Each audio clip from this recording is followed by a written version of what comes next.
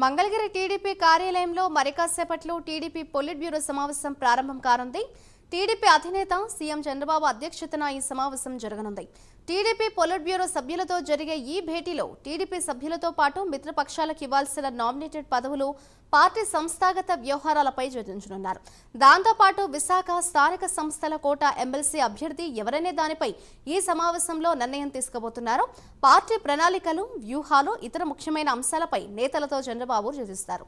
రాబోయే రోజుల్లో పార్టీని మరింత విస్తరించడంతో పాటు ప్రభుత్వం సంక్షేమ పథకాలు, అభివృద్ధిని ప్రజల్లోకి విస్తృతంగా తీసుకెళ్లాలని నేతలకు సూచించనున్నట్లు సమాచారం. ఇదే అంశంపై మరింత సమాచారాన్ని మా ప్రతినిధి రవికృష్ణ అందిస్తారు. రవికృష్ణ, చెప్పండి, మరి కాసేపట్లో చూస్తే టీడీపీ పొలిట్ బ్యూరో సమావేశం అయితే ప్రారంభం కాబోతున్నట్లుగా తెలుస్తోంది. దీనికి సంబంధించిన డీటెయిల్స్ ఏ విధంగా ఉన్నాయి? మాధురి, మరికొంచెం సేపట్లోనే మంగళగిరి టీడీపీ కార్యాలయంలో పొలిట్ బ్యూరో సమావేశం స్టార్ట్ కాబోతుంది.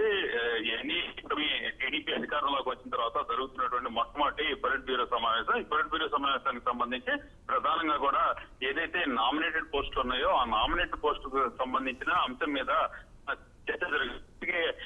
ఎన్డీఏ కూటమిలో ఉన్నటువంటి నేపథ్యంలో మిగతా మిత్రపక్షాలైనటువంటి జనసేనకు కానీ, అదేవిధంగా కూడా బీజేపీకి ఇవ్వాల్సినటువంటి సంస్థాగతంగా కూడా వాళ్ళకి అందించాల్సినటువంటి ఏదైతే హోదాకు సంబంధించిన అంశాల్లో జరిగేటువంటి అవకాశం అయితే ఉన్నది. అలాగే రేపు ఈ త్వరలో జరిగిపోయేటువంటి ఏదైతే ఎమ్మెల్సీ ఎలక్షన్స్, వైజాగ్ సంబంధించిన ఎమ్మెల్సీ ఎలక్షన్స్ ఉందో ఆ ఎలక్షన్స్ సంబంధించి వాటి మీద కూడా చర్చ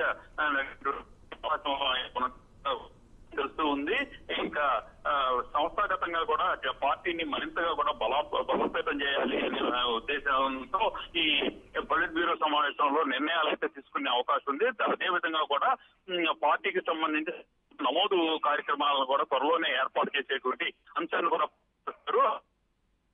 ప్రధానంగా కూడా అభివృద్ధి పదంలో నడిపేందుకు ఒక పక్కన టీడీపీకి పార్టీకి సంబంధించిన నేతలతో పాటు బీజేపీకి సంబంధించిన నేతలను కలుపుకునేటువంటి క్రమంలో ఎటువంటి ఇబ్బందులు రాకుండా ఎటువంటి చర్యలు తీసుకోవాలనే దాని మీద కూడా పొలిట్ బ్యూరో సమావేశంలో చర్చించేటువంటి అవకాశం అయితే ఉన్నట్టు తెలుస్తుంది. Right, thank you Ravikrishna.